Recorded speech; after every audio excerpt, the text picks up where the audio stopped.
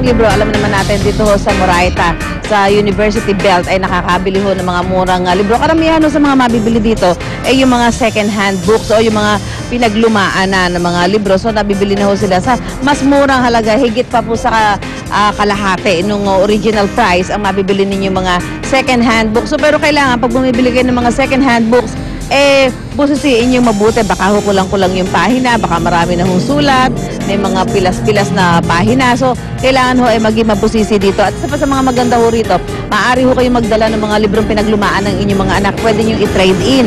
Yung mga pinaglumaan, pwede nyo dalhin, ipalit, at ang makukuha po ninyong libro, kapalit ng mga pinaglumaang libro ng inyong mga anak, ay mga bagong libro na rin po. So, yun ho yung mga dapat nating mga pagtitipid. Kasi yung mga ibang libro ng mga anak natin, hindi na ho masyadong nagagamit. So, pwede pa ho. May mga pamamaraan naman po dyan kung may mga bahagyang sulat, dahil sinagutan yung ilang pahina, may mga pamamaraan para matanggal ho yun at pwede nyo i-trade in dito nga po sa Moraita kung saan makakabili ho tayo ng mga murang libro dahil ang libro isa sa mga pinakamalaking inilalaang budget kapag pumapasok na ho ang ating mga anak. Ano? Malaki, medyo mahal ang mga libro. So naghahanap ho tayo ng medyo affordable yung kaya ng ating bulsa, yung kaya ng ating budget. Kaya mamaya pagbabalik namin, ituturo ho namin sa inyo at sasabihin kung ano-ano ba ang presyo ng mga libro dito, magkano ho yung difference doon sa mga bookstore, doon sa mga bagong libro at paano tayo magpipili ng mga second-hand book kung ito lang ang kaya ng ating mga budget. Mula po rito sa University Bell sa Moraita, back to studio tayo.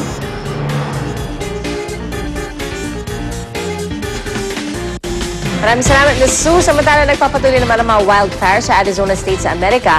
Sa ngayon po, mahigit 5,000 acres o lagpas 2,000 hektarya ng kagubatan ang natupok na at hindi naman bababa sa 4 na blaze o pagliyab ang naitala. Pinakamalaki rito ang tinawag na Sunflower Fire kung saan napinsala nito ang halos 3,000 acres ng kagubatan, 2 bahay at 2 gusali. 3 gusali naman ang nilamon ng tinatawag na Gladiator Fire. Dahil sa mga wildfire, nagsagawa na ng mandatory evacuation sa kalapit na komunidad ng Crown King. Nagsimulang apoy noong Sabado sa Tonto National Forest sa Arizona. Ang malakas na hangin at tuyot na panahon ang posible raw sanhi ng wildfires. At naalala niyo pa ba ang Humboldt penguin na tumakas mula sa kanyang kulungan sa Sea Life Park sa Japan itong Marso? Aba, ang penguin na si number 337 ay spotted muli na lumalangoy sa Tokyo Bay. Nakuna ng litrato ang nasabing penguin ng Japanese Coast Guard. Nakumpirma rin ang nakitang penguin ay ang penguin na tumakas. Base sa mga litrato, mukha naman daw hindi namait si number 337 at masaya ang kanyang buhay sa gitna ng Tokyo Bay. 1 taong gulang pa lang na tumakas si number 337 itong Marso at posibleng tumakas ito dahil sa kanyang sense of adventure at curiosity. Fugitive, no? Umuga ang penguin. Web hirit po tayo.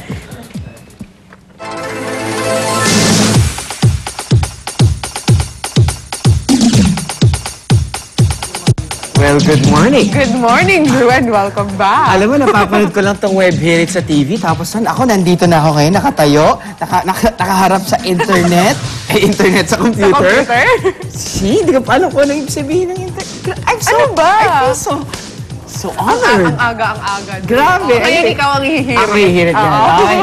Mga po sa mga balitang pinag-uusapan ngayon sa mundo ng net, aming hatid ni Luan dito sa ating Web Hit! Wow! Ano ba? Web hit number 1 mula sa Yahoo News. Glass house sa Tokyo, Japan. Bawat sulok, walang privacy. Headlines yun. Katulad ng isang ordinaryong bahay, meron natutulog dito, nagluluto at kumakain. Ang kaibahan nga lang, gawa sa salamin ng buong bahay na may 3 floors. Wow! At dahil puro salamin, tanaw na tanaw sa labas ang lahat na ginagawa mo sa loob. Ang tanging solusyon para sa mga mahiyain, kortina. Gagawa ka ba ng bahay na ganyan, Drew? Pag nag-decide ako magiging exhibitionist ako, kasi usually ganun ako eh. Sa bahay ko, kasi ako lang mag-isa, wala akong helper, wala akong driver, wala akong kasama. Minsan, ako ng TV nakubad eh, kasi sarap eh. Pero okay lang, kasi mag-isa ka lang at saka wala naman nakakakita sa'yo sa labas. Eto, kita ka ng lahat ng tao sa labas. Mukhang mahirap naman yata. Pero at least may natural sunlight, di ba? You get pero your natural kortina vitamin lang. C. Oo naman. Kung manipis yung kortina, nakita ka. Alright mga kapuso, ito na next web hirit natin galing pa rin sa Yahoo News.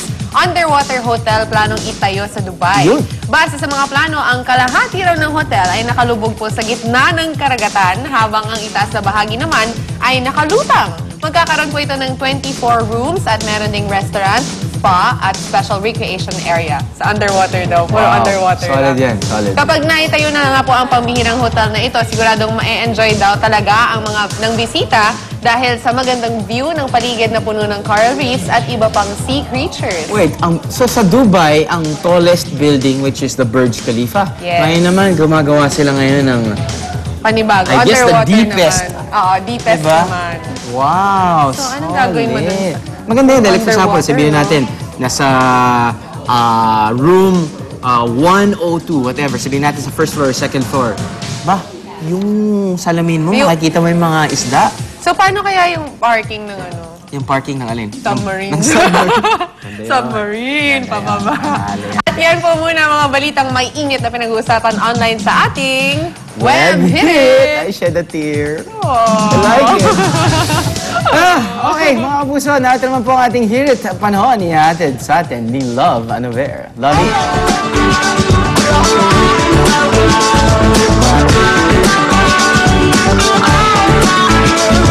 Good morning guys and good morning mga kapuso. Eto na po mula sa Pag-asa. Meron pong tinatawag tayong tail end of a cold front. Ayan po ay nasa Northern Luzon mga kapuso. Magkakaroon ng madalas na maulap na kalangitan na may mga kalat-kalat na pag-ulan, lalo na po sa hapon at sa gabi.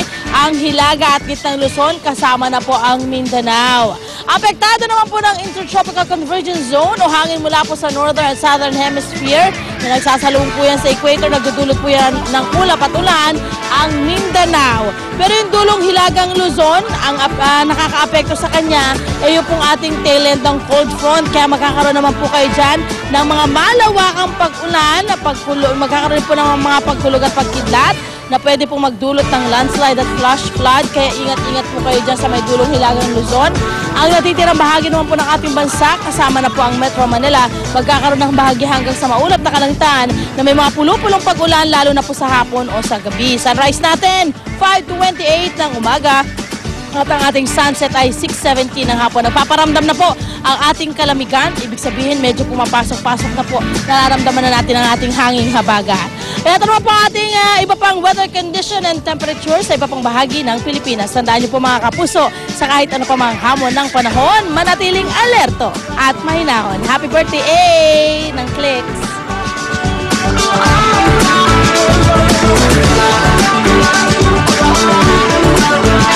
Alright, back to you, Igan. Yeah, back to back, Luwan.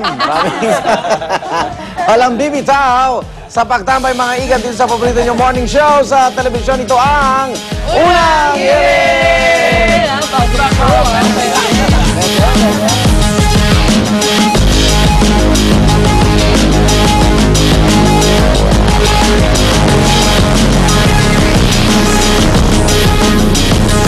Ang mas maganang